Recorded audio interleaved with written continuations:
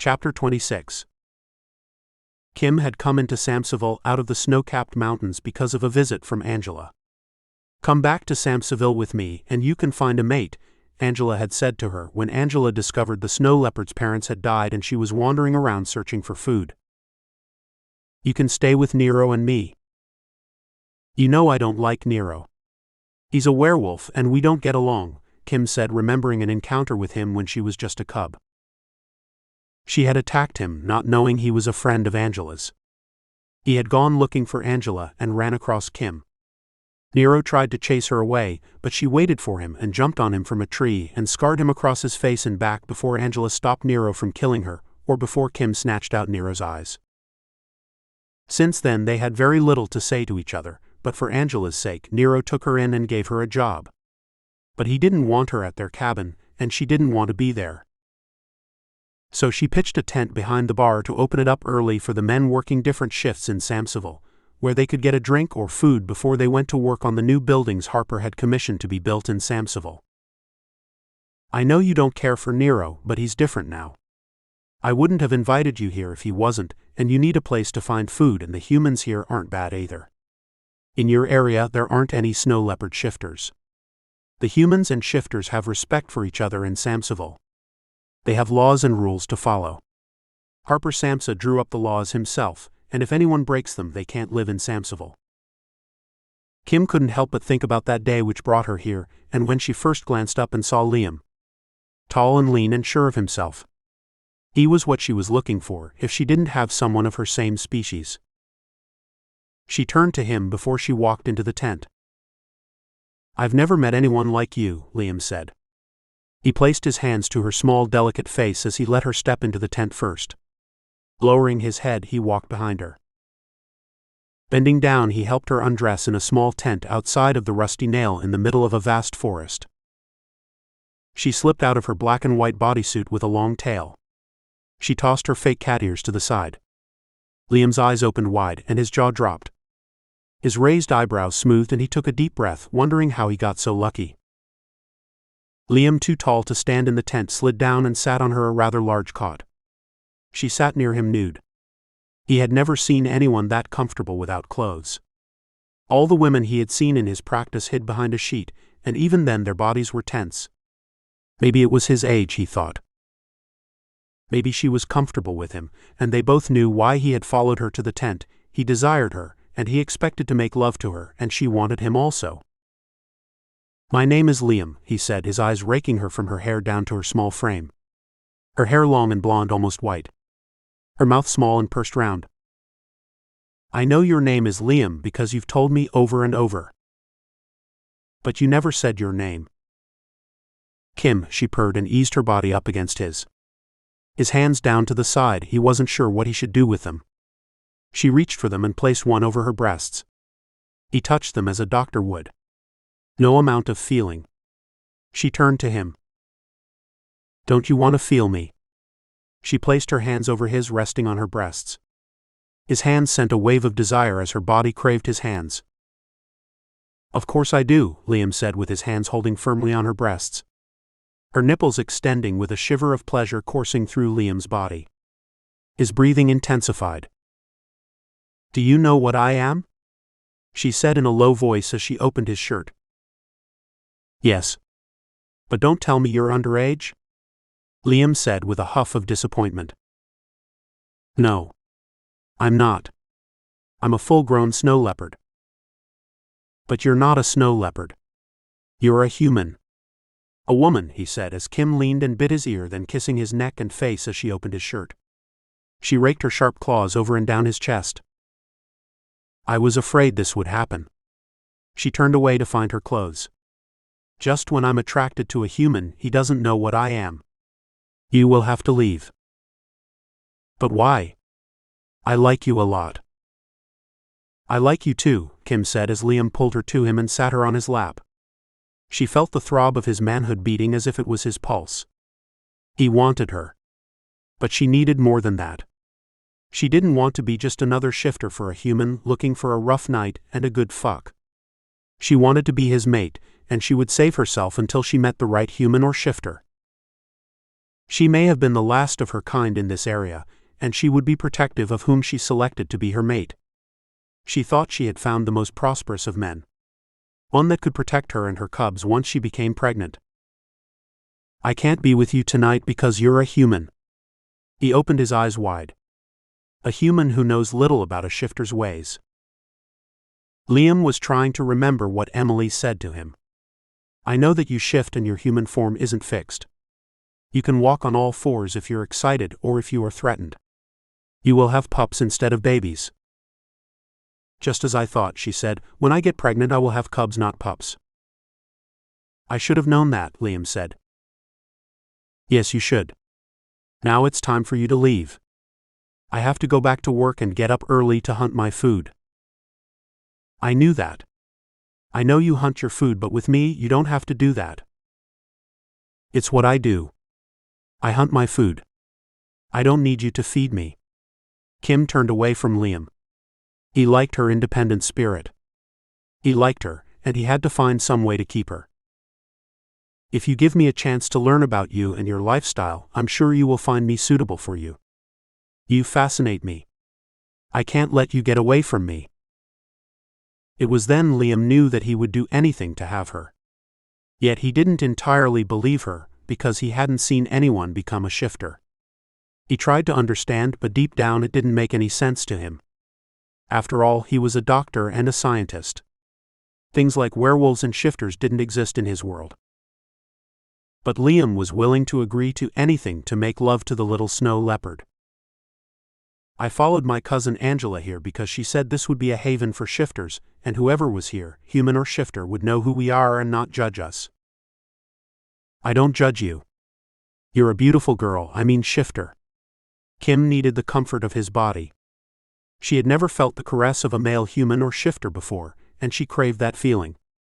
It could have something to do with the full moon or her need to mate. But was he the right one? She needed to be sure. His touch warm as he placed his hand on her hair and leaned in to kiss her. She relented and kissed him. He lay back on the folding bed and brought her small body to lie on top of his. He held her and looked into her blue eyes. Her pale skin in contrast to his. She met his body, and she kissed a young man who had very few kisses in his young life. The feeling for both more erotic than Liam could ever describe. The kiss roused his passion and his manhood. He couldn't control his outcry, and he moaned into her mouth. She bit his lips, and there was a surge of pure need and hunger spiraling through him. There was no controlling what he felt for her. The intense warmth surged through him as she sucked his tongue and their tongues mingled together. Lying on him, she rocked her lower body as the kisses became more intense. She purred in his ear as she coaxed him, easing up until his mouth touched her nipples. Liam moaned with raw emotion, and she gyrated over his manhood until he couldn't take it any longer. He positioned her on her back with one hand, and with the other he reached for his penis, and with one jerk and jolt he entered her and let out a breath and grunt. The intensity of the entry into her warm body shocked her, and long nails spiked, and she grabbed his back and dug her nails across and down his back in a playful erotic gesture. She bit his lip as he moaned with the heat of pain and the pleasure of surprise. His body reacted in the most surreal way. His body was no longer his, and he was drifting inside her as he reached his orgasm. She gave a long meow in his ear as she reached hers. When she grasped the height of her satisfaction, she hissed, "I belong to you. I have mated with you, and soon I will be pregnant." She lay in his arms on the cot, and he held her close, not sure what she meant but willing to stay long enough to understand and learn. He woke the next morning curled up with his snow leopard, and she was indeed pregnant, but Liam didn't know that yet. Chapter 27. Harper, I'm all alone, and I think the babies are coming. Who is this? Is this Harper Samsa's phone? Yes, it is. But Harper is unavailable now. This is Elizabeth, and you are? Her voice taunting Emily. I'm his wife. Emily.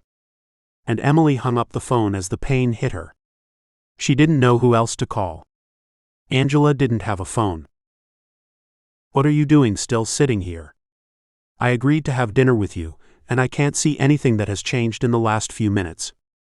I thought you would be gone by now, Harper said, standing at the table in the Fairmount Hotel in San Francisco. You dropped your phone before you walked out on me. She held up the phone for Harper to see. Then she placed it on the table. He reached for it and she put her hand over his, and he scowled with disgust when he pulled the phone away. I thought we settled whatever we had to talk about. You know we aren't having a child together, and you continue with this farce. I want you back. Well, that's your misfortune. If you need money, I'll give it to you with a stipulation. But you have to sign some papers stating that we were never intimate. But we were intimate. In your dreams, Elizabeth. Then drop me off at my parents' home. You can take a cab because I'm leaving to be with my wife. Oh, Emily. She just called and I said you were busy. You did what? His eyes deepened and shone blood red. Harper had to compose himself. His wolf was close to revealing and tearing Elizabeth apart. Never had he been that angry with a female in his life where he would feel that way about her. With a coy smile, Elizabeth relaxed and sat back in the chair to finish her lunch. Harper turned and walked to the side where the valet had his car waiting. Shortly after Harper walked out, then Elizabeth walked out and a cab was called for her. She wore a sly smile, enjoying the pain she knew Harper was feeling about now. She watched at Harper trying Emily's number over and over. Harper rang the phone once again and no answer. When he turned, Elizabeth had climbed into a cab, satisfied that she had upset him. The truck was driven to the side, and when Harper realized that no one would answer, he climbed into his truck and took off. A worried Harper zoomed down the highway to get to Emily in less time. All along the way he called and still no answers. Where the fuck is Liam? He asked as he banged on the steering wheel. He tried calling his number and no one answered. As he reached 20 miles from his home, he became frantic. His first thoughts were to shift and get there if something had happened to her. But the truck was faster. There wasn't a way he could travel over 100 miles an hour. And when he looked down, it had a speed of 140. He slowed the truck because it wouldn't do any good for him to kill himself, and then where would Emily be with 3 werewolf sons and not a father to teach them how to live as werewolves? His heart raced as he neared the driveway to his ranch. Driving through the gate, he saw lights on in the house. There were no cars parked out front. He drove to the front door, turned off the motor and hopped out. The door wasn't locked and he swung the door open. He yelled for Emily. Emily? Emily. Where are you? He took to the stairs 2 steps at a time. Rounded the corner to their bedroom. He opened the door with a bang. She wasn't there. He stood staring at the bed. No one had slept there. There was silence all through the house except for the sounds he heard on the outside. Maybe she fell in the yard. He rushed down the stairs and through the entrance to the kitchen and then outside, and he didn't stop running until he reached the small hospital. He heard the sound of someone talking. It was Emily. His steps slow and measured, he walked like a ghost to the room where he heard her voice. She was lying in bed, and with her she held his 3 sons. Where is everyone? You're all alone here, Emily? He said breathlessly. No. I'm not alone. I'm here with your sons. And as you can see, we are all doing fine, her voice shaky but strong. Harper sank in the chair near the bed. Then jumped to his feet. They are all for me. And he reached and took all 3 and held them in his large hands. They appear to be so small. Angela says they start out very small, but that changes very fast. She just didn't say that I would have these babies this soon. I wasn't expecting this. I don't have the nursery ready yet. I'm sure they won't need the nursery for long. But it's nice to have it, Emily said. Where is everyone? The cook you hired to prepare my food, she and her daughter helped me deliver your sons. Isn't that great? I mean, where is your doctor? Where is Liam? He met this shifter, and I haven't seen him in a day or 2. Harper glanced around and placed the babies near Emily. I have to get a nurse here. That's taken care of? The cook's daughter is a nurse, and she's coming back in a few. She just left to take her mother home. They have a long drive, and I think they should stay with us until you build those apartments you were talking about, Emily said, looking to Harper. You're right, Emily. And I'm sorry about Elizabeth. I'm too happy to talk about her. I'm sure she did that on purpose. I know her better than you. Harper leaned over Emily and kissed her. He kissed his sons. Happiness filled his life, and he wouldn't let anyone take his joy from him, especially Elizabeth. And he knew Emily felt the same. I've named the first one. I call him Wilder. He's my strong one. The leader because he wanted to come first. And the last one is my easy, calm one. I call him Drayton. And you can name the one that is biting and kicking. What will you call him? Emily said, looking up at Harper, who smiled. He looked at the middle one and placed his large finger in his small hand, and he smiled at Harper, or it looked like a smile. He's going to be trouble. I'll call him Lysel. Why? Emily said. No particular reason.